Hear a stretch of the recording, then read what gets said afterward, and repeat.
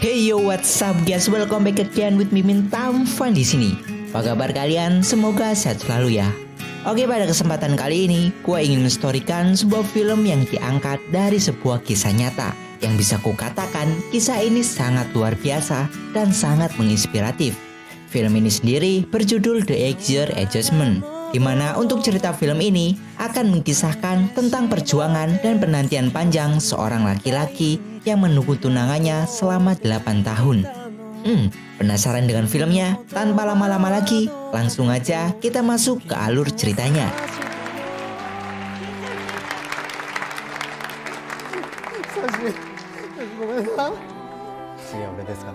Scene awal film ini akan memperlihatkan seorang pemuda bernama Hisashi. Hisashi sendiri adalah sosok laki-laki yang bisa dikatakan memiliki kehidupan yang biasa, di mana ia bekerja sebagai montir di sebuah bengkel mobil. Hingga pada suatu hari, dirinya diajak minum oleh teman kerjanya. Sebenarnya Hisashi hendak menolak tawaran itu, karena mengingat ia sedang mengalami sakit perut. Tetapi berhubung ia juga tidak merasa enak dengan temannya itu, pada akhirnya Hisashi pun memaksakan dirinya untuk ikut. Sesampainya mereka di tempat minum itu, rupanya sudah ada beberapa wanita di sana, di mana mereka mulai saling mengobrol dan berkenalan. Karena acara ini memang merupakan sebuah acara kencan buta. Tetapi berhubung Hisashi sedari awal ia sudah merasa tidak enak perut, maka dari itu selama acara Hisashi tak banyak makan karena ia menahan sakit perutnya. Dan karena hal itulah ia terlihat seperti tidak menyukai acara seperti ini. Sehingga salah satu wanita dari kelompok itu bernama Mai melihat tingkah Hisashi yang terkesan seperti tidak nyaman berada di sana, mulai nampak kesal dengan hal itu. Sehingga saat mereka akan melanjutkan pergi ke tempat karaoke, Hisashi pun menolak untuk ikut, di mana ia mengatakan akan pulang duluan.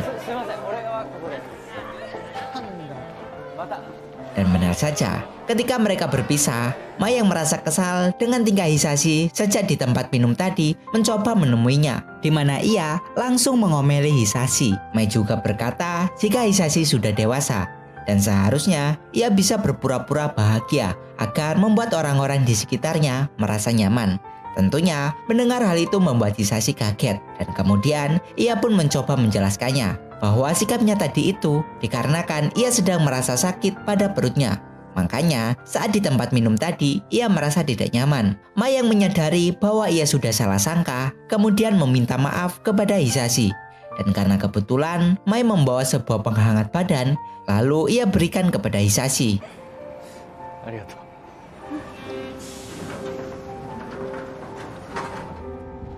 Dan semenjak di hari itu, Hisashi dan Mai mulai menjadi sering ketemuan. Hingga setengah tahun kemudian, mereka pun mulai berpacaran, di mana Mai sering membawa Hisashi ke rumahnya. Selain itu, ia juga sering main ke apartemen Hisashi dan menghabiskan waktu bersama-sama. Hingga pada suatu ketika, Hisashi mulai mencoba memberanikan diri, di mana di malam harinya, ia membawa Mai ke sebuah bukit. Dan ketika mereka duduk di tepi bukit, sambil melihat indahnya kota, Hisashi kemudian meminta Mai untuk meminjamkan cincin yang pernah ia berikan. Tentunya tanpa merasa curiga, Mai pun memberikan cincin tersebut. Dan dengan cara kikuknya yang khas Jones, Hisashi pun kemudian menukar cincin itu dengan cincin lain, lalu memakaikannya pada jari Mai. Sehingga hal tersebut agak membutuhkan waktu yang lama bagi Mai untuk menyadarinya. Tetapi setelah Mai menyadari bahwa cincinnya telah ditukar, kemudian Hisashi pun langsung mengatakan,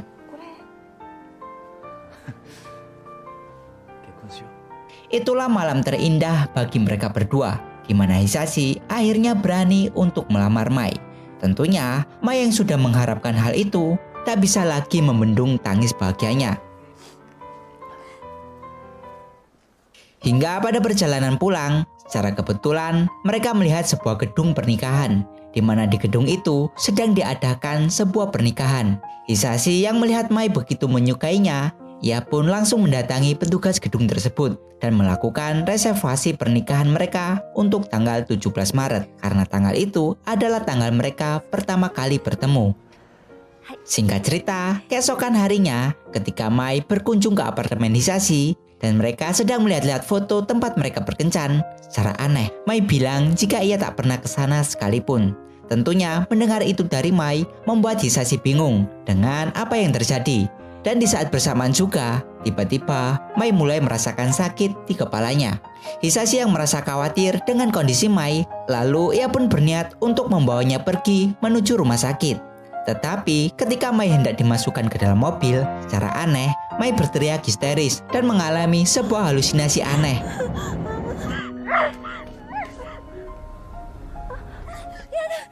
Hisashi yang melihat Mai bertingkah aneh, lalu mencoba menenangkannya dan langsung membawanya ke rumah sakit. Sesampainya di rumah sakit, rupanya sudah ada kedua orang tua Mai yang memang sudah ia hubungi. Di rumah sakit ini juga, tingkah Mai malah semakin parah, di mana ia terus-terusan berteriak. Namun untungnya, pihak rumah sakit bisa menenangkan Mai dengan cara menyuntikkan obat penenang.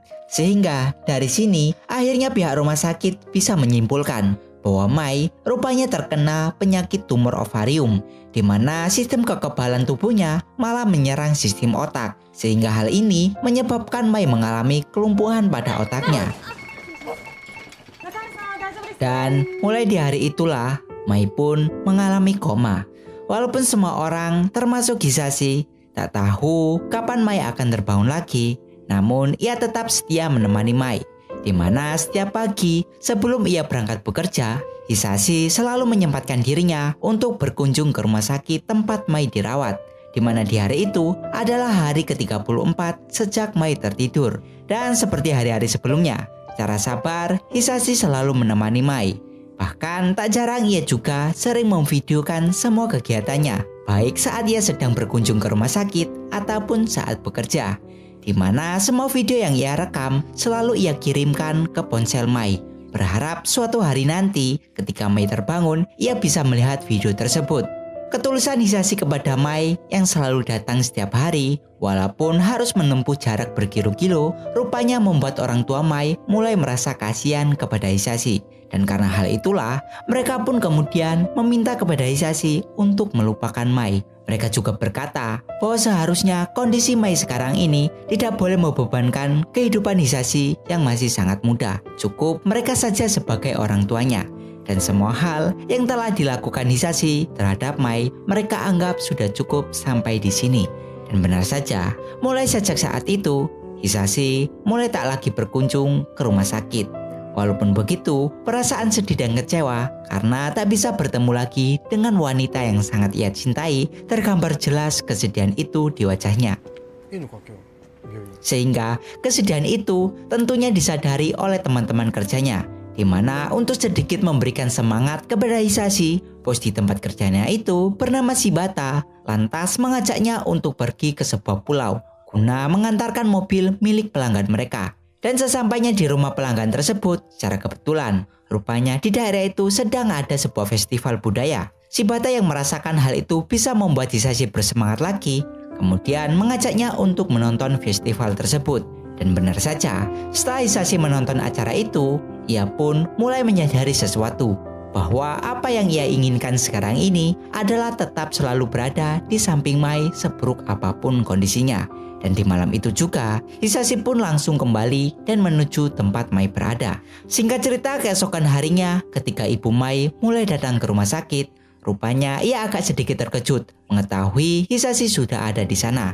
Yang kemudian ia pun mulai melontarkan pertanyaan kepada Hisashi tentang apakah ia yakin untuk tetap bersama Mai, yang memang kita tak tahu kapan ia akan tersadar. Dan di sini Hisashi pun menjawabnya dengan tegas bahwa ia akan tetap bersama Mai seburuk apapun kondisinya. Tentu saja mendengar ketulusan Hisashi yang masih tetap mencintai anaknya walaupun dengan kondisi sekarang ini membuatnya sangat beruntung karena telah bertemu dengan sosok pria yang sangat setia kepada anaknya. Hari-hari pun berlalu dengan cepat hingga tanpa disadari Mai telah tertidur lelap hampir 1 tahun. Dan pada tanggal 29 Juni tahun 2008 saat Hisashi mengunjungi Mai di rumah sakit, secara ajaib tiba-tiba Mai mulai membuka matanya kembali. Dan ya, berita tentang kesadaran Mai setelah 1 tahun tertidur sangat membuat mereka bersyukur. Tetapi walaupun Mai sudah kembali tersadar, berita buruk kembali dikabarkan oleh pihak rumah sakit, di mana salah satu dokter di sana mengatakan bahwa Mai dengan kesadarannya ini akan kembali mengulang masa hidupnya, yang artinya ia akan membiasakan dirinya lagi dengan dunia nyata. Dan bisa dikatakan untuk sekarang ini Mai tak lebih dari seorang anak kecil. Ya walaupun begitu, tetap bangunnya Mai dari tidur panjangnya sudah sangat membuat orang tuanya ataupun Hisashi sendiri merasa sangat senang. Singkat cerita, pada tanggal 29 Maret tahun 2009, Mai mulai dipindahkan dari rumah sakit dan dikirim ke pusat rehabilitasi, di mana di tempat itu Mai mulai menjalani terapi.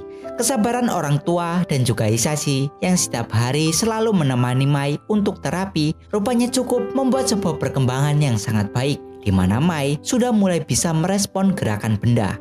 Dan setelah beberapa bulan ke depan, untuk pertama kalinya Mai mulai bisa mengeluarkan suara. Dan pada tanggal 11 Maret tahun 2012, kondisi Mai sudah hampir membaik, di mana di tanggal itu juga Mai kemudian dipertemukan dengan teman-temannya dulu untuk saling mengobrol. Dan di sini sebuah kenyataan pahit harus dihadapi oleh Hisashi sekali lagi, di mana Mai ternyata selama ini menyembunyikan sesuatu dari semua orang, yang sebenarnya hal tersebut sudah disadari oleh ibunya, tentang Mai yang sudah bisa mengingat semuanya dengan baik, kecuali satu orang, yaitu Hisashi. Mai sama sekali tidak ingat siapa itu Hisashi. Ia juga tak memiliki kenangan tentang Hisashi. Mai selama ini tidak mengatakan hal itu karena ia pikir ia akan mengingat Hisashi dengan seiring berjalannya waktu. Saat Hisashi mengetahui hal itu, sebenarnya ia sudah menduganya. Di sisi lain, Mai yang merasa sangat bersalah itu kemudian mengatakan kepada Hisashi bahwa ia akan berusaha keras untuk mengingatnya. Dan sejak saat itulah, Hisashi pun mulai menceritakan satu persatu mengenai kenangan mereka berdua dan tentang tempat yang sering mereka datangi. Hingga keesokan harinya, Mai kemudian meminta kepada ibunya untuk menemaninya pergi ke tempat ia dan Hisashi pernah datangi dan berharap akan ingat sesuatu di sana. Tetapi pada akhirnya ia tak bisa mengingat apapun. Singkat cerita, keesokan paginya saat Hisashi hendak mengunjungi Mai di tempat rehabilitasi, rupanya ia menyadari bahwa Mai sudah tak ada lagi di kamarnya. Yang ternyata Mai terlebih dahulu pergi ke apartemen Hisashi. Hisashi yang panik itu lantas mencoba menghubungi ibunya dan bertanya tentang keberadaan Mai. Setelah diberitahu bahwa kemungkinan Mai pergi ke apartemennya, ia pun sesegera mungkin kembali ke sana. Sementara itu, Mai yang sudah berada di lingkungan apartemen Hisashi, ia pun langsung bergegas untuk pergi ke sana, berharap ia akan mengingat sesuatu. Tetapi berhubung kondisi di hari itu sedang hujan deras, maka menyebabkan kursi roda Mai tergelincir dan membuatnya terjatuh. Tetapi untungnya, Hisashi segera datang dan menolongnya. Dan di momen ini, Hisashi pun mulai menyadari sesuatu, di mana semua hal tentang cerita masa lalunya bersama Mai rupanya sangat membebaninya, yang secara tak langsung seolah memaksa Mai untuk mengingat semuanya. Sehingga karena hal itulah membuat Mai kembali merasakan sakit pada kepalanya akibat terlalu memaksakan diri. Dan di sini Hisashi pun hanya bisa memeluk Mai dengan perasaan takut jika Mai nantinya akan kembali seperti dulu lagi. Setelah Hisashi membawa Mai kembali ke rumah sakit dan ia kembali sadar, Mai mulai menangis dan meminta maaf kepada orang tuanya karena ia sudah melakukan hal berbahaya seperti itu. Hisashi yang sangat mencintai Mai dan tak ingin Mai kembali seperti dulu lagi, ia pun akhirnya membuat sebuah keputusan yang sangat berat baginya, di mana ketika Mai sudah mulai membaik, Hisashi kemudian mengajak Mai untuk pergi ke sebuah tempat, di mana tempat itu adalah tempat Hisashi melamar Mai dulu. Di tempat tersebut kemudian Hisashi meminta kepada Mai untuk berhenti mengingat dirinya, karena ia merasa bahwa selama ini ia tak memikirkan bagaimana perasaan Mai yang terus-terusan melihat dirinya sebagai orang yang tak pernah ada di ingatannya. Maka dari itulah ia ingin Mai untuk tidak memaksakan dirinya lagi. Dan mulai di hari itu, Hisashi tak pernah lagi menemui Mai. Walaupun ia juga sebenarnya tahu bagaimana beratnya merelakan orang yang sangat ia cintai. Tetapi ya bagaimana lagi, demi kebaikan Mai, mau tak mau ia pun harus merelakannya. Pada tanggal 6 April tahun 2014, Mai sudah dipastikan sembuh total, walaupun masih harus di kursi roda. Selain itu, terungkaplah sebuah fakta bahwa operasi pengangkatan induk telurnya yang pernah ia jalani ternyata tidak jadi dilakukan karena sang ibu memaksa dokter untuk mempertahankannya agar Mai tetap bisa memiliki anak. Dan sejak saat itulah Mai mulai bisa kembali ke rumahnya, di mana di rumahnya itu ia sedikit melihat-lihat barang pribadinya, terutama ponsel miliknya yang sekarang terkunci. Hingga suatu hari, saat Mai dan ibunya sedang berjalan-jalan, secara kebetulan Mai melihat sebuah gedung pernikahan, di mana tempat itu adalah tempat Hisashi dan dirinya pernah berjanji untuk menikah dulu.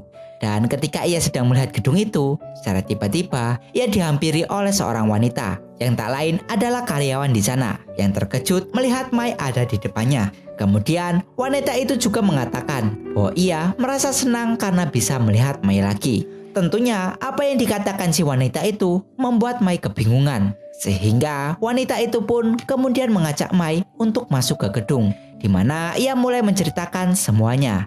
Ia mengatakan kalau Mai dan Hisashi pernah berjanji untuk menikah pada tanggal 17 Maret di tempat ini. Selain itu, ia juga mengatakan bahwa sejak Mai koma, Hisashi ternyata selalu membooking gedung tersebut di tanggal 17 Maret setiap tahunnya, berharap suatu saat ketika Mai bangun dan mengingat dirinya, mereka bisa menikah.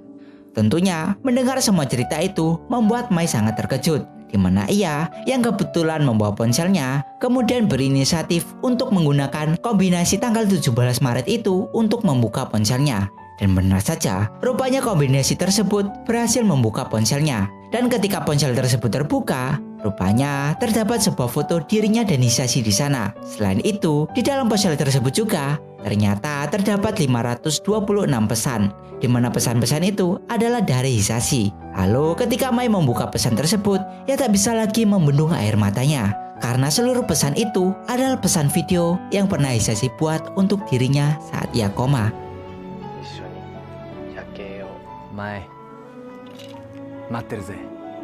Setelah menonton seluruh video tersebut dan melihat ketulusan serta kepercayaan Hisashi kalau suatu hari nanti ia akan terbangun, membuatnya pun mulai membulatkan tekadnya untuk menemui Hisashi, di mana saat ini Hisashi telah pindah ke sebuah pulau untuk menyendiri. Tetapi hal itu tak memadamkan tekad Mai untuk menemuinya. Dan setelah bertemu kembali dengan Hisashi, Mai pun kemudian mengatakan bahwa ia masih belum bisa mengingatnya. Tetapi ia melihat ketulusan Hisashi, di mana hal itu membuatnya ingin mencintai Hisashi sekali lagi.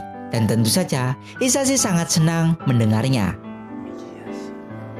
Singkat cerita, pada bulan Desember tahun 2014, mereka pun akhirnya melaksanakan pernikahannya, di mana pernikahan itu baik keluarga, teman-teman, ataupun sahabat hadir di acara bahagia tersebut. Dan lalu pada bulan Juni tahun 2015, seorang anak laki-laki pun lahir dan film ini pun selesai. Oke, mungkin itu saja. Jika gua ada salah atau kurang, gua minta maaf dan sampai ketemu di next video.